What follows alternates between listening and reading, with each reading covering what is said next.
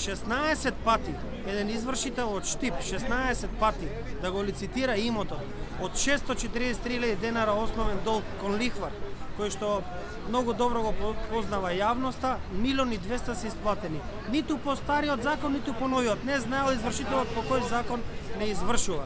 Ова е срам што се случува со извршителите. Дојде извршителот со кордон од 20 луѓе, 20 полицајци, кој што бараше да не исели на сила. Но меѓутоа, без да не извести дека ќе биде иселувањето на 30 ноември. Извршителот ја прекраши тука го прекраши секој закон затоа што на сила сакаше да го затаска случајот, да не iseli и ние да бидеме на улица, да им порачам лично и на извршителот, и на луѓето кои што мислат дека и должиме, дека нема да се случи тоа, затоа што ние долгот ни е платен. Од 2016 плаќаме на секој 40 дена по 66.000 денара. Извршителката 16 пати се играше со мојата судбина и судбината на мојата фамилија.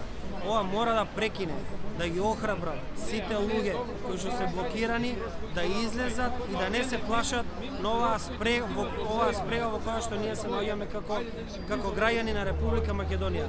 Ние храниме оваа држава и не се плашиме судбината да ни ја кроат само 100 луѓе во оваа држава.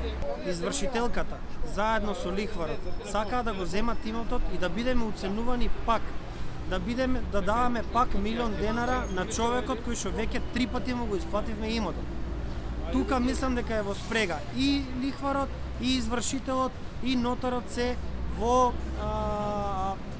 како да ви кажам, во спрега за да можат да не уценуваат. Ја не верувам дека сум единствен во оваа држава.